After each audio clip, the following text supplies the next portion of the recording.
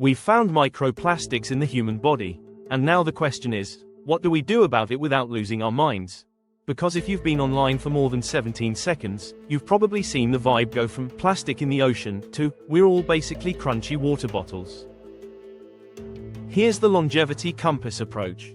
Microplastics are real, exposure is real, and there are plausible reasons to be concerned. But the current human evidence does not prove that everyday microplastics exposure is directly causing specific diseases in the general population. So today is, what's real, what's panic, plus the 7 highest impact exposure cuts you can make without turning your kitchen into a hazmat scene. Food, water, heat, packaging, indoor air, simple swaps, big wins, no spiraling. Let's define what we're talking about.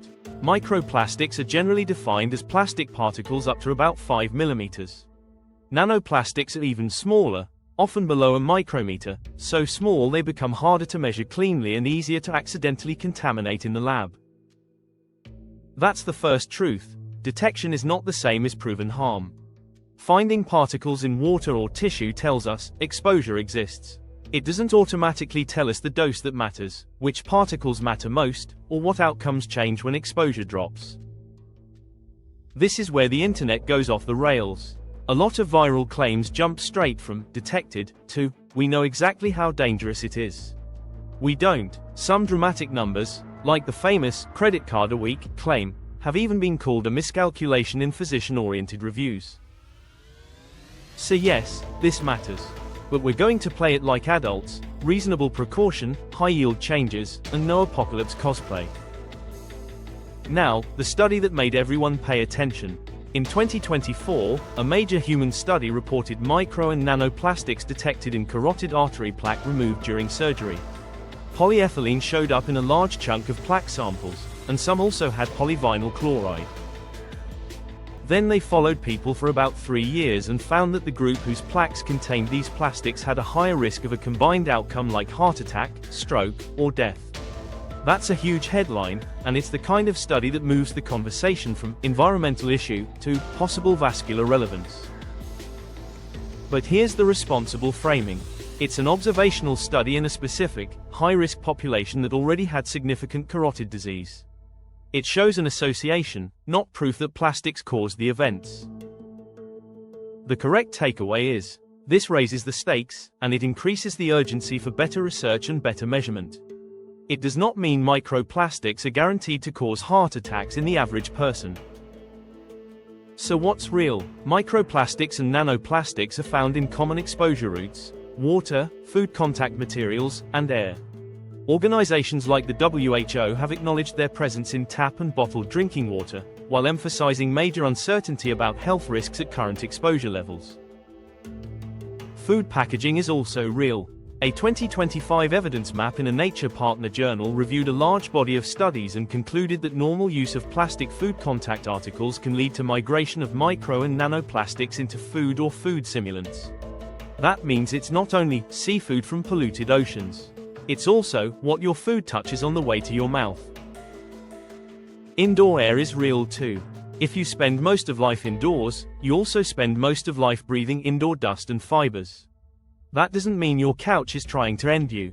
It means inhalation is another plausible route worth addressing with simple hygiene and ventilation defaults. What's panic? Thinking you can eliminate all plastics, or that every plastic exposure equals disease. Also, panic is obsessing over every single variable while ignoring the big exposures you repeat daily: bottled water, hot plastic, heavily packaged foods, and indoor dust load. So let's move to the part that actually changes your life: the 7 highest impact exposure cuts. These are designed around 2 principles. 1. Cut the most repeated exposures. 2. Cut exposures that involve heat, because heat and plastic are a bad combo. Exposure cut number 1. Drink less bottled water. If your local tap water is safe, using filtered tap water can be a high-impact move. In 2024, an NIH research summary highlighted a study estimating that a liter of bottled water contained on the order of hundreds of thousands of plastic fragments, mostly nanoplastics. Now add nuance.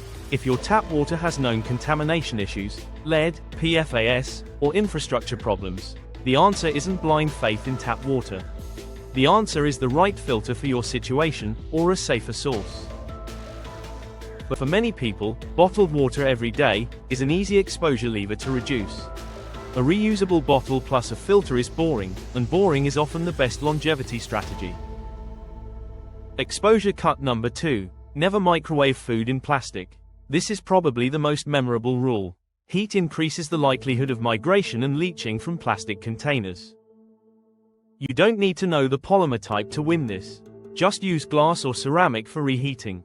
Consider this the seatbelt of the microplastics conversation: simple, repeatable, protective. Exposure cut number 3. Move hot foods and hot drinks out of plastic. This includes takeout soup containers, deli tubs, instant noodle cups, and the classic, I poured boiling liquid into a plastic cup because the label said, safe. Microwave safe means it's less likely to melt under intended conditions. It does not mean zero migration. The clean rule is, hot plus plastic is a bad combo. If it's hot, choose glass, ceramic, or stainless when you can. Exposure cut number 4. Store leftovers in glass instead of plastic. This is a compounding win because it reduces repeated contact, scratching, dishwasher wear, and the temptation to reheat in the same plastic container. If you meal prep, this is one of the highest ROI swaps you can make. And it's not just microplastics, it's also a general, reduce food contact chemical migration, move that many public health agencies frame as common sense. Exposure cut number 5. Reduce ultra-processed and heavily packaged foods. This is where longevity and microplastics overlap perfectly. Even if microplastics didn't exist, ultra-processed foods already have strong associations with worse cardiometabolic outcomes in many cohorts. But microplastics add a bonus reason.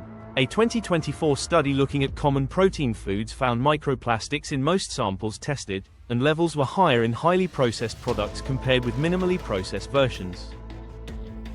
So swap isn't be perfect. It's reduce the daily offenders. Fewer packaged convenience foods, fewer plastic wrapped meal trays, fewer heavily processed items that have been handled and packaged multiple times.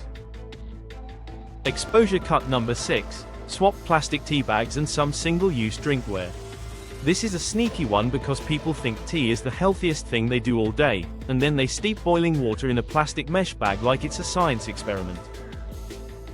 An easy upgrade is loose leaf tea with a stainless infuser, paper filters, or confirmed plastic-free bags. Same for disposable cups and hot lids. If you can use a reusable mug, do it. You don't have to become that person who carries a suitcase of kitchenware. Just fix the one habit you repeat most. Exposure cut number 7. Lower indoor dust load. This is the least sexy tip and the most adulting, which is exactly why it works. If inhalation is a plausible route, then basic household hygiene becomes a health move. Ventilate, vacuum with a good filter, and wet dust surfaces. Synthetic textiles shed fibers. Dust collects them. Your goal is not a sterile home. Your goal is reducing the background load. This tip also has a nice psychological benefit. It turns microplastics from global doom into local control. You can't clean the ocean today. You can clean your air and surfaces this week. Now, 2 important mindset rules so you don't become microplastic neurotic. Rule 1. Focus on the repeated exposures. The daily bottled water habit matters more than the occasional plastic fork.